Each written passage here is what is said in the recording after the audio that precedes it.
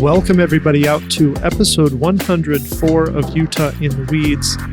My name is Tim Pickett and I am your host here, a podcast about cannabis and cannabis culture with interviews and discussions with patients, scientists like Tyler Hacking, who we have on today, to discuss mycology, mushroom science, cannabis science, growth of the plant, and what's just some really interesting things that we talk about in this conversation. So enjoying sharing these with you and learning right along with you about the program here in Utah, and hopefully more about programs nationwide as we expand the podcast for further discussion this summer. I'd like to invite you to download the podcast and subscribe to the podcast. Thank you for doing so anywhere you have access to podcasts. Utah in the Weeds. You can also find us on Discover Marijuana on YouTube and at utahmarijuana.org, utahmarijuana.org. You can come in for a medical cannabis card evaluation there. You can get in tomorrow. If you are interested in events this summer, we have one that is really, really excited. We're involved with on Saturday the 25th, the Summer Solstice Revival Celebration. It's a transformational wellness festival with a really unique and immersive art and nature experience. It's Friday the 24th through June 26th, Sunday next weekend. They sell tickets online. It is located up in the North Fork Park up in Eden, Utah. There's a map online. Tickets are at Eventbrite, and you can go to summerrevival.org and look up all about this celebration. You don't have to go up there for the whole weekend. You can go up there for the day. I believe all ages are welcome. They sell tickets above 13 years old. There's wristbands for people above 21. Just a place to share our culture, the cannabis and natural medicine culture, and enjoy some of the longest days of the year here in the Utah summer. Tyler Hacking, everybody. This episode, great discussion about some true science and the journey of cannabis and cannabis medicine and mushroom medicine. We've had a lot about mushroom medicine lately, and it's a growing and exciting topic. This is an exciting episode. Enjoy this discussion. Are you from Utah? Yeah, I'm from Utah. What part of Utah? So I was born at the Utah State University in Salt Lake, and most of my life I grew up in Provo and Orem, but I moved around to a lot of the West Coast states. So I've done agriculture in California, Washington, Oregon, Colorado, and Utah, and that's my corner of the world. Yeah, it's pretty cool. I mean, we met each other. Do you remember way back before the world ended? I think I met you at Mac's Bar, that club down. They were doing the CBD socials. Yep, I remember with Mandy. I think that's where I still actually talk to her met all you. the time. Yeah. Yeah, with Mandy Kerr. And Yeah. and that was kind of a fun time, because that was back in February, January of 2020. So we didn't have COVID, we didn't have a dispensary. We were just anticipating the dispensary opening and the program starting with cannabis and things like that. How did COVID really affect you? Well, I had to finish my science degree, my bachelor's, during COVID, which made it extra challenging. There are some classes we had to take online which were not designed for online education, and such as laboratory classes, for example, where you have to learn to handle hazardous chemicals. And so that was a really big challenge. I also moved my kids to homeschool and learned that I greatly preferred it to public school, which was also my personal experience when I was a kid. Yeah. Yeah. So I kind of liked it. So I don't you know. had everybody at home. Yep. Yeah. It's a loud house. right? You're finishing up a degree, a science degree, and then having to move your kids like to that type of school. I remember that time that's it was crazy. The kids at home with school, that was probably one of the most crazy things I think I've ever experienced. Having kids home Yeah. all the time, but not in the summer. That was Yeah. just And the nuts. How old are challenge your is kids? getting 8 and 12. And yeah, we had a hard time finding ways for them to socialize during, social distancing. And Right. but my kids excelled with the online at home education. They're doing a lot better than they ever did in public school. Cool. That's great. That's Yeah. that's interesting. What drew you to cannabis? Oh, yeah. At first it was just a job. I was a teenager about 20 years ago when a friend of mine asked me to join him in California for the summer. And I told my mom we were going to be working on an apple farm. That was not the case. I spent a couple of summers in the redwoods learning from some of the best cultivators on earth. Really amazing techniques that are highly effective for a variety of different ways to grow different cultivars of cannabis. And it, cannabis is a really good teaching plant. It can teach you all sorts of things about agriculture, from cloning to nutrients to pest management, indoor cultivation, outdoor cultivation, lighting, all sorts of advanced techniques that you might not encounter with other crops. And so this got me on a journey in agriculture where I just got hooked. And I was in college at the time, and a couple years after I had gone to California, and I left college again to go work on more farms in Washington and Oregon, and then I moved to Colorado right as they legalized and stayed there for the first few years of their legalization. And I came back to Utah and we legalized. So it's been kind of just, one amazing adventure after the next where cannabis has been this constant presence in my life. And it's been amazing because there is a huge spectrum of cannabis, from medical cannabis to hemp, textiles, to food in the form of seeds, to oils and things like that. And it's just such a fun plant. And I'm really interested in where we're taking the genetics right now. So I think that's what's got me hooked currently. And in that process, I've had to learn a lot about fungi. Oh, really? So, okay, so talk about why genetics? Why is that kind of something that's got your interest right now? Well, initially, when human beings first started using cannabis, we were only using it as a food crop and as a fiber source to make things like rope.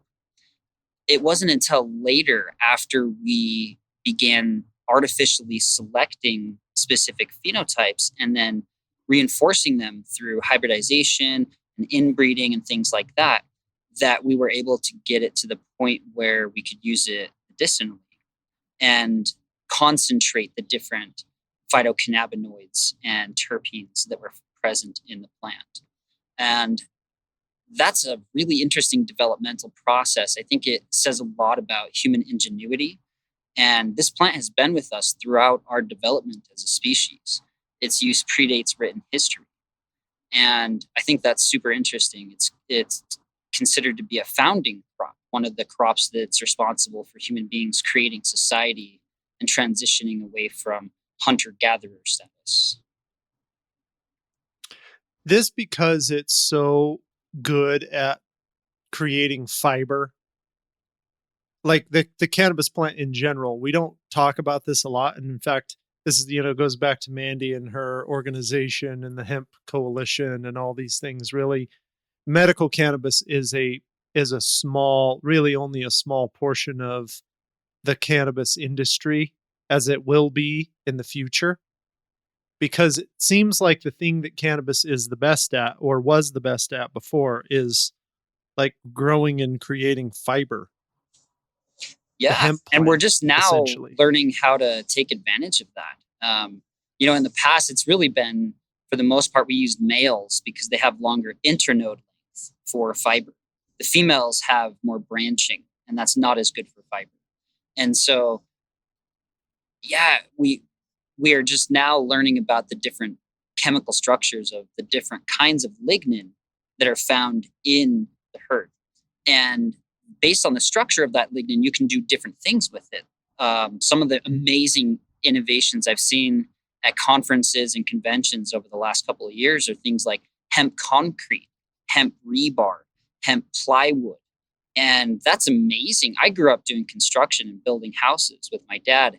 And the idea of fabricating those materials at a lower cost than is currently available and preventing at least some deforestation is really exciting. At the Utah Can, I met a gentleman who was working on a prototype to grow 2x4s using hemp and inoculating it with fungal mycelium. This mycelium, yeah. Did you see that? We got to get him on the podcast. I talked to him also. Oh, cool. Fascinating. Yeah, I can send you product his info. Too. Yeah. Right? Like that mycelium inside the hemp as the glue. Essentially, Yep. is that what that was? Well, I'll tell you a little bit. So think of it like creating the infrastructure of a building. Okay, we have steel infrastructure for a lot of the big buildings where we go vertical. And then between that, we use wood and other materials that connect together. This provides an overall greater structural strength for the building. And when we're growing mycelium, essentially fungal hyphae, they grow in the most efficient path possible. And so they can create really tight woven connections between the strong microfibril bundles found in the hemp herd, which is super interesting. So they're trying to grow in between the fibers of the plant and fill in the gaps. Exactly. So interesting. I grew up doing construction too, and when we did a lot of concrete work, and we incorporated what was called fiber mesh in the concrete, which is a fiberglass a teeny strand of fiberglass, and they started out. It wasn't a great technology in the beginning because it was like fur on top of the concrete, but then they found out you could make it smaller and smaller and smaller. And I can see a really easy application of hemp fiber as a replacement for that, essentially the fiberglass fiber inside of concrete to increase its tensile strength and make reduce how brittle it is. So it's not going to. Yeah, exactly. Yeah. So you can see how that would work in plywood too, where you would have the fibers and then you'd need something to glue them together. And if you could use mycelium, I mean, you could really change the world. I mean, granted, that's a pie in the sky idea, right? Because there's industry behind this, and you have to have the ability to scale it all. But coming back to what you were talking about before, Tyler, was the genetics of the plant. If you're manipulating the genetics of the plant, you're essentially saying that you could make that easier or make that more productive and produce more, but essentially specify the plant you're growing for the application that it is going to move to after harvest. Is that am I getting that right? Yeah, and there's so many different applications. For example, we can use gene editing techniques like CRISPR and other techniques to arrange the DNA in a way where it expresses how we want it to, in the order that we want it to. And so let's say, for example, you were trying to clean up a toxic spill and you wanted to use hemp as a bioaccumulator, a bioremediation technique to clean out radiation or other contaminants in the soil. You could genetically engineer and genetically modify the cannabis plant to be more bioaccumulative, to pull in more of the negative debris and to be more tolerant to it, to grow in a way where it accumulates more biomass and less flower, for example. Um, a lot of the farmer breeding techniques that we've been using have really increased the percentage of THC to the point where people are like, okay, maybe that's enough, and people are starting to take a look at some of these other phytocannabinoids, the other terpenes and alkaloids, and the other compounds that are found in the plant. And the exciting part about this, about doing assays and biochemical analysis, and then comparing that to specific medical treatments is really exciting, I think, because when you consume cannabis, you're not just consuming THC or CBD. You're consuming 90 to 140 different potentially bioactive alkaloids. And depending on the concentration and abundance that you find them in, they change in their interactability. The entourage effect is a very real thing. You experience it every single day when you eat any kind of food, essentially. The combination of different substances that you ingest from your food have different effects. For example, if you ate just sugar, you'd feel a very specific way. If you ate just carbs all day, you'd feel a different way. And if you ate just protein all day, you'd feel a different way, right? But if you mix them together, you feel pretty good, I think.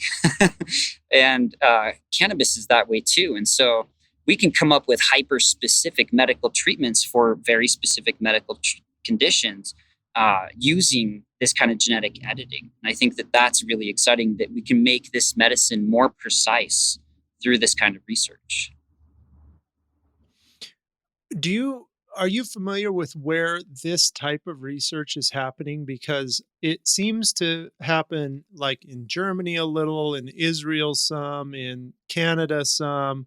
I mean, I heard Penn State's doing something, but there are few places that have even the capability of doing research like this. Do you think?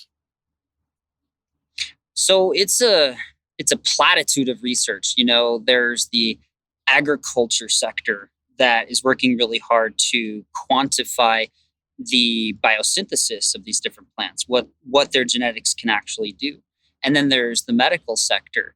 I would say that the medical sector has a lot more red tape because getting institutional review board approval and clinical trial approval to work with human beings is very difficult and painstaking, and sometimes just straight up illegal, And so we haven't really been allowed to do this research until recently because of the Controlled Substance Act and all of that. And so it's really nice living in a world where we're starting to see legalization spread because it's creating the opportunity for universities around the world to perform this kind of research, which will give us the data that we need to prove that it's helpful or hurtful. And I think that that's really important to talk about as well, because it's not a cure-all and it does help some people.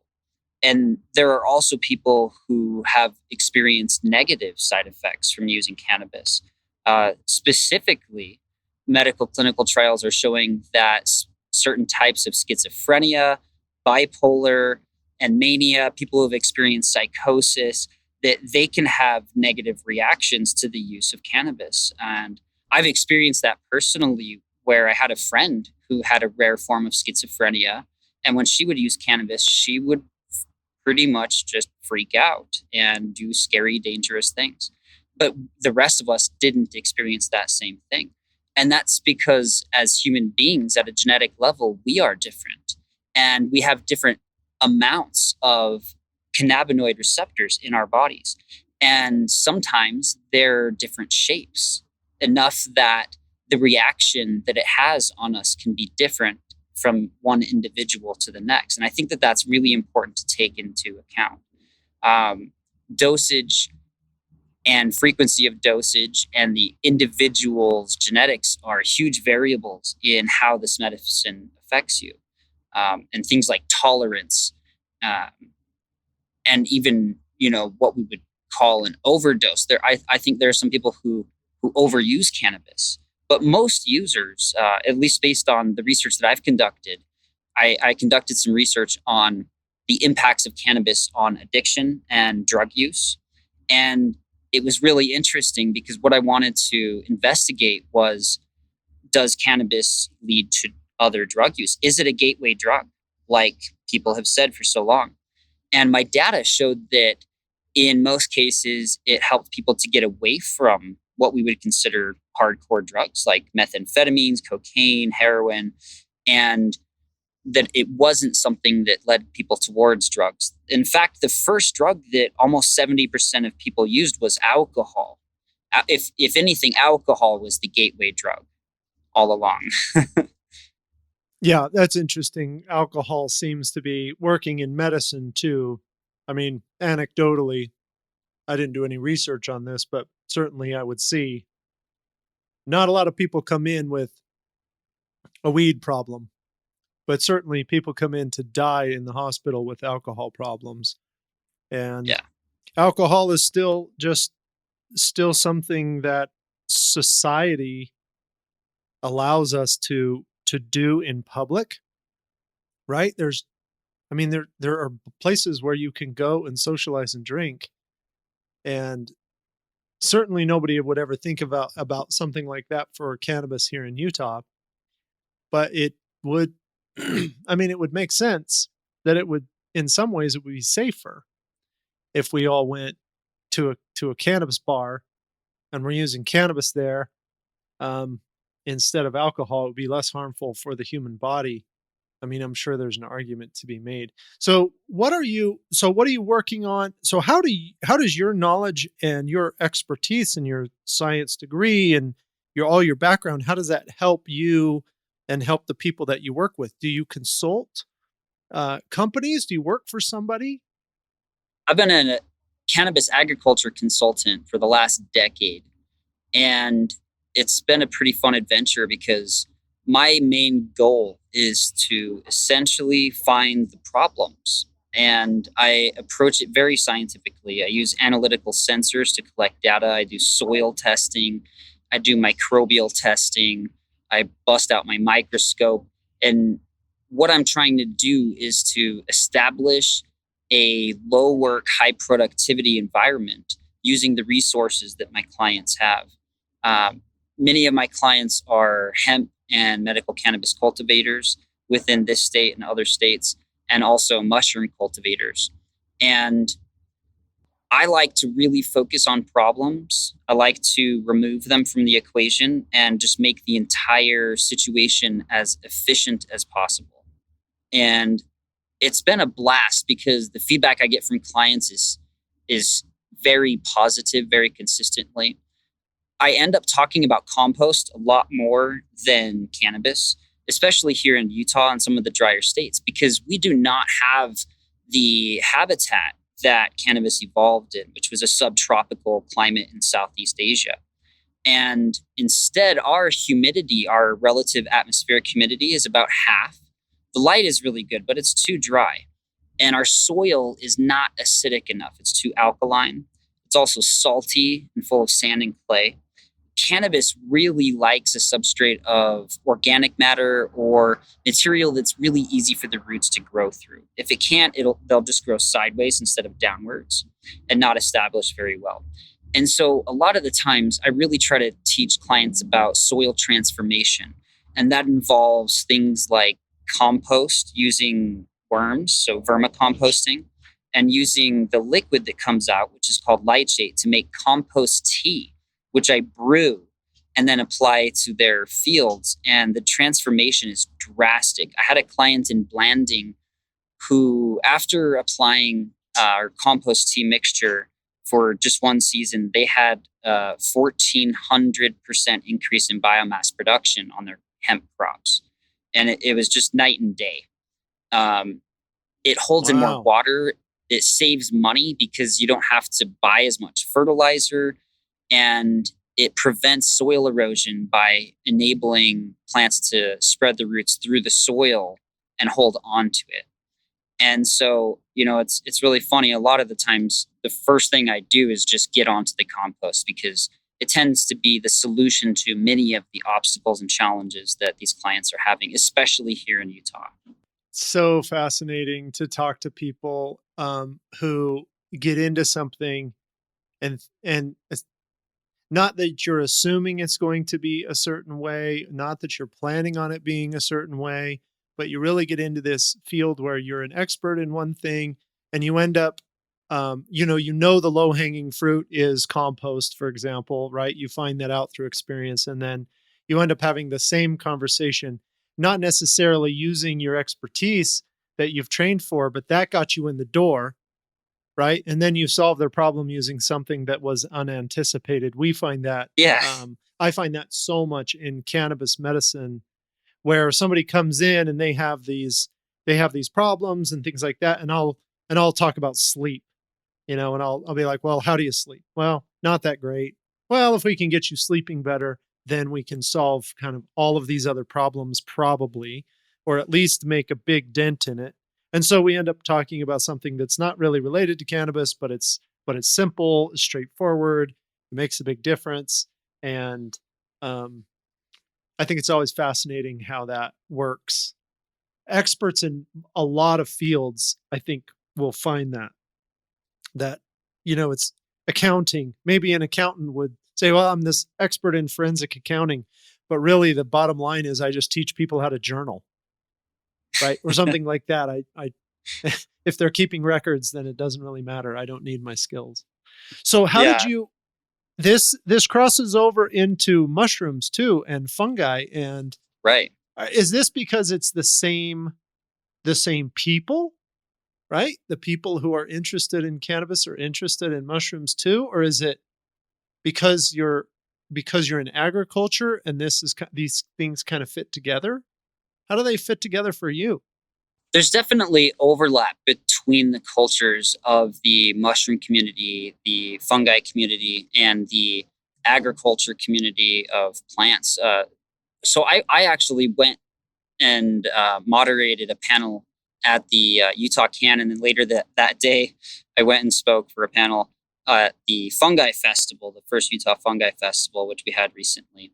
And I was one of the organizers for the festival and also presented at it and took people on a mushroom hunt.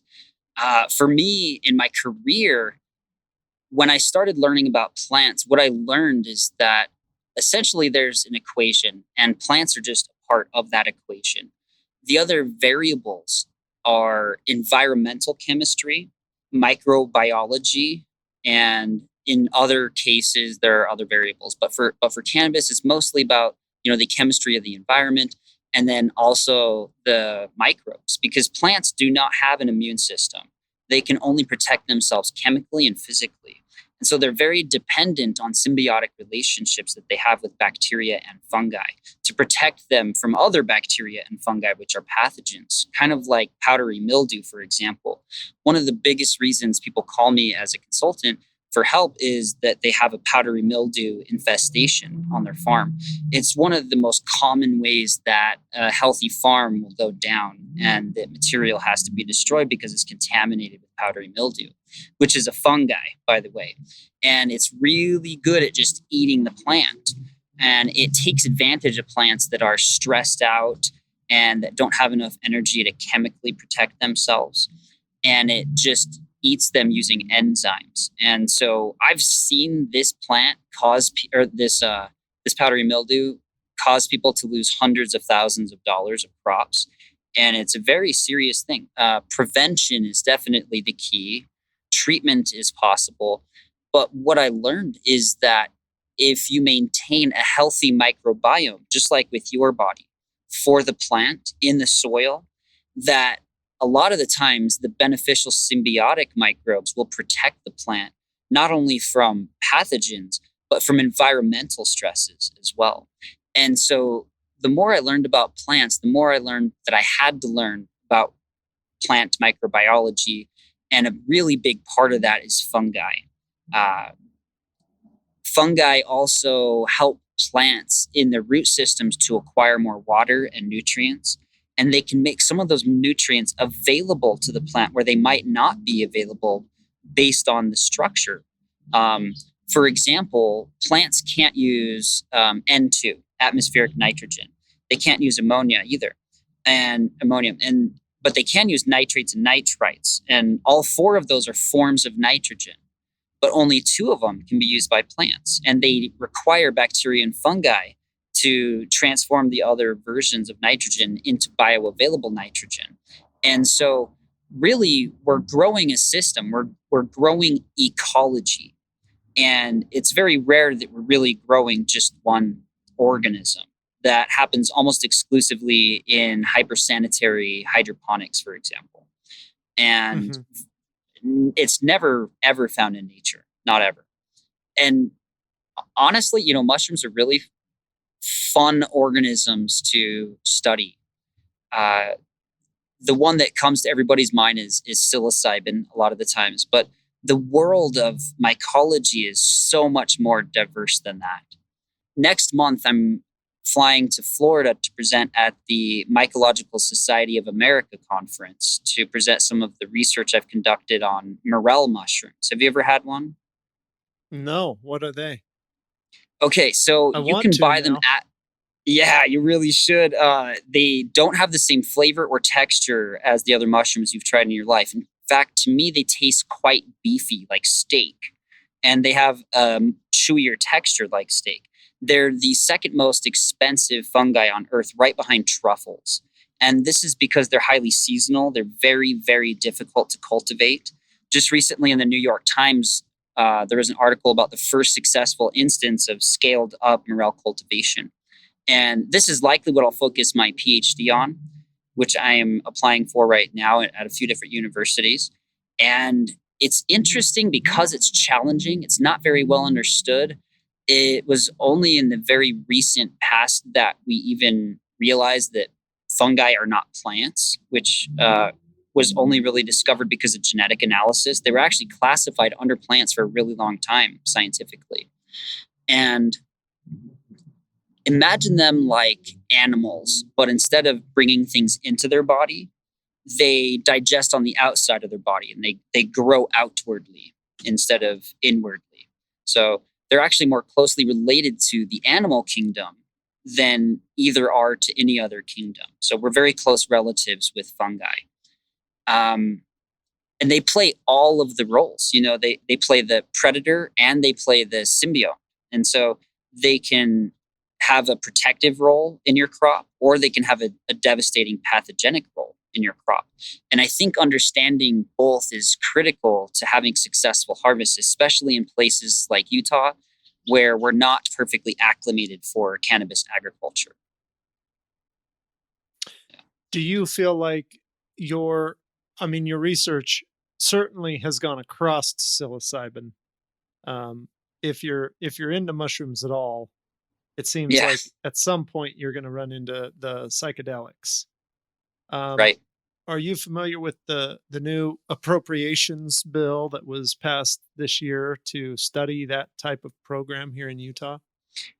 A little bit, yeah. I know that it's been on Capitol Hill, and a lot of the ketamine clinics are wanting to use it as a medical application as well, because there's some people who react better with psilocybin than they do with ketamine. Yeah. I wonder, Yeah. those types of grow programs, what does a mushroom grow program look like? Does it look like a basement with no lights and just like like a wet, damp, dark room?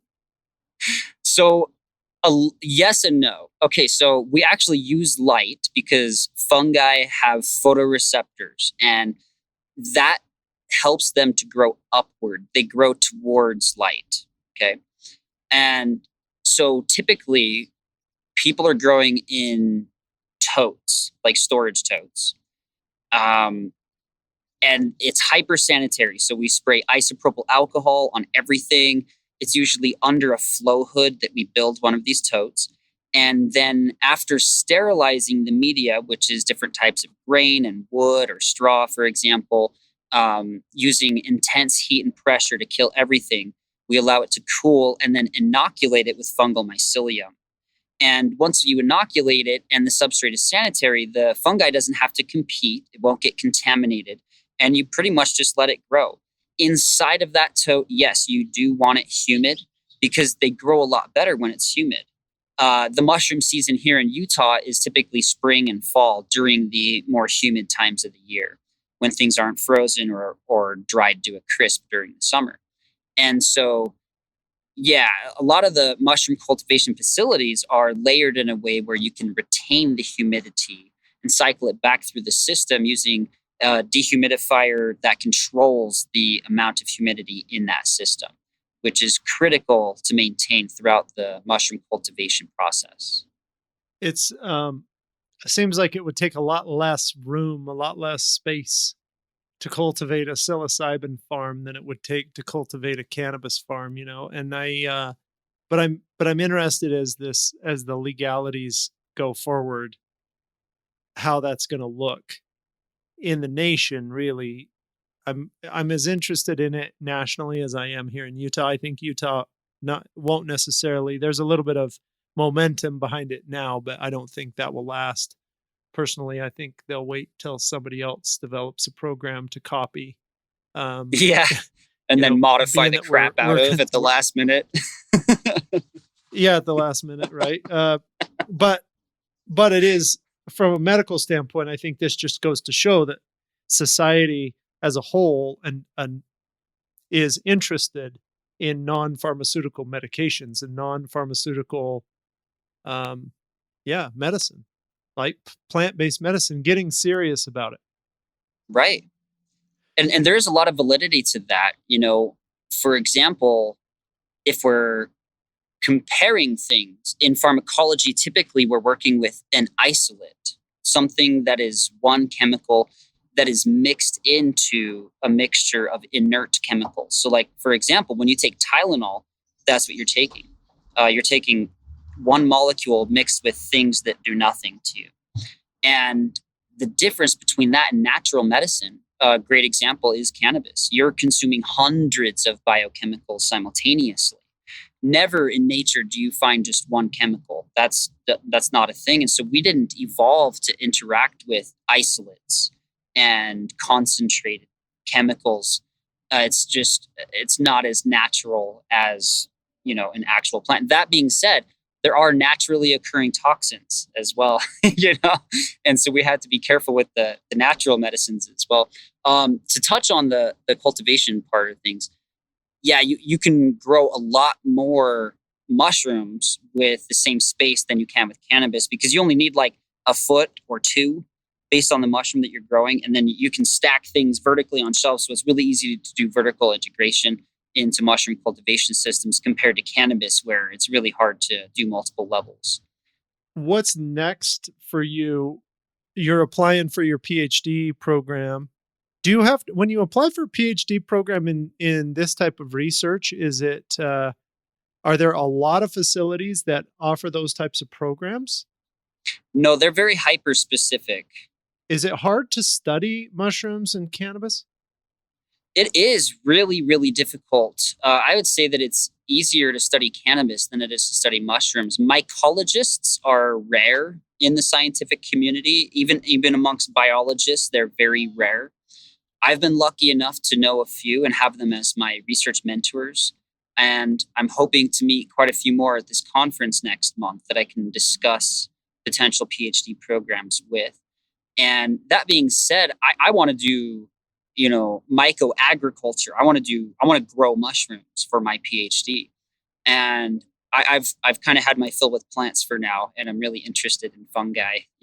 I like studying how they interact more than anything. And so what I'm looking for right now is a mentor who will allow me to research morchella, the morels. And the reason that that's super interesting to me is because we actually don't understand their full sexual life cycle. Part of it is a complete mystery. We don't really know how it's called the sclerosome. We don't understand how the sclerosome is really impacting the sexual development of the ascocarp, which we call the mushroom. And that's why only one business has ever been successful in cultivating them, and that's very recent. Um, I really like to study entheogens, psychoactive substances, and how they affect human beings and how they affect things like addiction. And I think one of the most exciting things about psilocybin and cannabis is that they both have a powerful ability to mitigate the effects of addiction. I've experienced that personally, and I've seen that effect in many other people throughout my life. And if you listen to the testimonies of people who have tried these substances, that's one of the very common things that they say, especially when they were doing other hard drugs at the time. They kind of lost the desire to do so, Yeah. which I find really interesting. Yeah. Do you want to talk a little bit about the history? Yeah. Yeah, let's do it. Yeah? Okay. All right. So there are at least 8 psychoactive alkaloids in psilocybin mushrooms. Most of the psilocybin mushrooms that people eat on Earth are called Psilocybe cubensis. However, in the Psilocybe genus, there are 50 to 100 different species based on how you categorize them. Okay. And each of them have their own unique mycochemical combination of alkaloids and terpenes, just like cannabis and other plants do. So there are 50, The other you're really saying interesting there are thing, 50 versions of psilocybin or more that we could use that are of mushrooms. So you would say like cultivars, or would it be similar to saying this is a different cultivar of the plant or of the same species? it's close. So, for example, Psilocybe cubensis is a species. There's also Psilocybe mexicana, which is another species. And so Psilocybe is the genus that they fall under. Cannabis, all varieties of cannabis are the same species, Cannabis sativa linnaeus. Even indica and ruderalis are taxonomically subsumed under Cannabis sativa linnaeus. So all cannabis plants can interbreed because they are the same species. And when it comes to psilocybe, not all of them can interbreed because they're not the same species. But yes, it is synonymous in that we have 50 to 100 varieties of this same genus of fungi that have very similar and overlapping, but different chemical combinations in their properties. Okay, so keep going with this explanation, because I know you're getting to more interesting things about the genus, the different, these different species. Yeah, this is the history part is really interesting. So we have evidence that psilocybin mushrooms have been used by human beings for as long as 6,000 years in our human history. Okay. But it wasn't known to the rest of the world until 67 years ago, when it was shared by a shamaness who lived in Mexico in a state called Oaxaca. And her name was Maria Sabina. And in 1955, she introduced psilocybin mushrooms to an American entomologist. His name is Gordon Wasson. And 3 years later, it was cultivated in Europe, and its primary psychoactive ingredient, psilocybin, was isolated and extracted in a laboratory by the famous chemist Albert Hofmann, who also conducted the research and development of LSD. LSD is directly relative to fungi because it's produced from a lethargic amino acid that comes from a type of fungi we call ergot. And ergot grows as a pathogen on rye.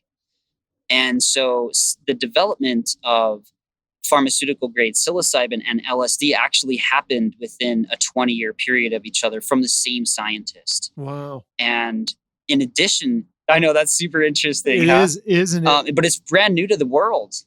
Yeah. Yeah. I mean, 67 that's less years than ago, 70 years. All of a sudden. So did it just go dark? It was like the dark age for psilocybin for all those years in between?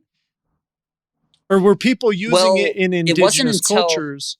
Yeah, so it was used that whole time in Mexico, but mostly as a ritualistic, shamanic experience that was focused on spirituality and connecting people with nature or causing them to look inside themselves to get over emotional turmoil. So it was actually used to treat PTSD before most history was written by tribes and tribal people in Mexico. There were 5 different tribes that used it. So it wasn't just from Maria Sabina's tribe.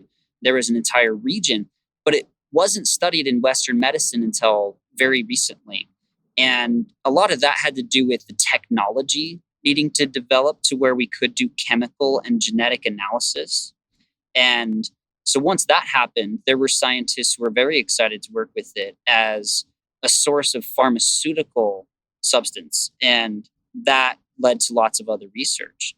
So one big thing is that, most of the psychoactivity is actually not from psilocybin. Psilocybin breaks down in your system when you orally ingest it into psilocin. And so psilocin is the primary psychoactive ingredient in psilocybin mushrooms. Yeah. When did it become illegal? Because if we're doing this research, then it has some sense of legality, or at least, if Hoffman's doing research and developing these things, when did it become like, when was it added to the list of things we can't use? So it depends on the country that we're talking about. In the United States, it became a Schedule One drug, which was also pressured by the UN. But that happened during the Controlled Substance Act in 1970. Yeah. Okay. So they basically rounded up everything that was fun for anybody and they thought Well, was what causing their trouble. argument was that yeah, yeah. Their argument was that there was not a medical benefit, and at the time there wasn't research to show that there was a medical benefit. That research takes a long time and was stinted by the Controlled Substance Act, making it illegal for scientists to even conduct that research. Yeah. Yep. Same type of argument there for cannabis, right? If there's no medical benefit and the anti-government hippies are using it, we need to take it away. Yeah, there's a huge, theological debate that it has a lot to do with different religious theologies. There are many religions who are against the use of psychoactive substances. And when discussing this topic in as non-biased a way as possible, the conclusion that many people come to is that when you change the way that somebody thinks, it might cause them to think in a way where they think against that religion. Right. And so it's been deemed for a very long time. I won't name any religions, but it's been deemed for a long time that it's evil and bad. However, the use of these substances for medicinal reason predate each of those religions. Yeah, there's some very promising research on PTSD and addiction with psilocybin, these heavy doses of psilocybin, super cool research that I've when I talked to Steve Urquhart, the founder of the Divine Assembly here in Utah, the Mushroom Church, uh, he he and I had a good conversation about that too. And I do think I would agree with you that there is a fear amongst um, there is a fear amongst groups of people with specific beliefs and ideologies that a psychoactive substance or experience would make them, quote unquote, I'm holding my air quotes here, make them think differently about their original beliefs, and that would be bad, right? And that perception, and of course to the scientific community, the opposite is probably true, where that perception change is represents further understanding, not necessarily uh, you know disbelief, I guess. No, let's talk about that because this is a really important topic. Let's talk about cognitive liberty and cognitive awareness. Okay, if you have never experienced a substance, then you couldn't possibly have had the experience to have an opinion about it, right? I think Right. that to people who haven't tried entheogens, that it is unimaginable. You can have an experience that lacks words to describe how you feel from that experience. And many of these substances cause you to look inward, they cause you introspection And introspection is the key to growth and the goal of most therapeutic applications, to look within oneself and heal on the inside. These substances tend to catalyze that experience and accelerate the process quite a bit by enabling us to drop our baggage, for example, and to have the ability to break out of the patterns of thought that we can get stuck in as human beings. It's really well said. Uh, okay, tangent just for a second. Do people with allergies to mushrooms or intolerances to mushrooms, can they take some of these substances still? Can you distill it down to where it doesn't have the uh, that allergy? I know a couple of people who are super intolerant to fungi in general, right? If they eat mushrooms on a pizza, they end up just throwing up. It's not a true allergy, so to speak. It's more of an intolerance. Um, can that be affected by the way they're processed? Definitely. So the cell membrane of fungi, it's similar to insects. It is composed of a molecule called chitin. And there are some humans who are very sensitive to chitin, to where it's toxic to them. They can have a negative reaction. So through processing, you can extract and concentrate different alkaloids out of the biomass and separate it from the chitin. This removes the allergic reaction if you do separate out the chitin. There are also other mycotoxic compounds that are present. For example, the button mushroom, the gramini, the portobello mushroom from your grocery store, it contains a toxin called agarotine. And if you don't properly cook your mushrooms, then you can experience agarotine toxicity. The same is true for any fungi. All fungi have mycotoxic compounds, and I would recommend cooking them for sure. A lot of people, when they eat psilocybe, they are doing so raw, which means that it did not break down any of the enzyme, any of the mycotoxins. It didn't break down the chitin, and so it enhances that toxicity effect. So one thing that people can do is just make a tea, for example. That's a simple technique. It won't remove all of the potentially, irritating molecules that could cause a reaction, but it will remove most of them. There are also definitely concentrates and isolates and extracts of the alkaloids from mushrooms to separate it and concentrate it. Sometimes it's more effective in a concentrate form based on its application. Hmm. Okay, I learned a lot just then because it's just been something that's been interesting to me about fungi and how you could be allergic to it when it's essentially ubiquitous in some ways. Yeah. This has been a fascinating conversation. And what have we missed? Um, I think the big takeaway from this topic is that as human beings, we are all different. We have different DNA. And that is the reason that we have varying experiences. The same thing might affect you and I differently at the same exact dosage.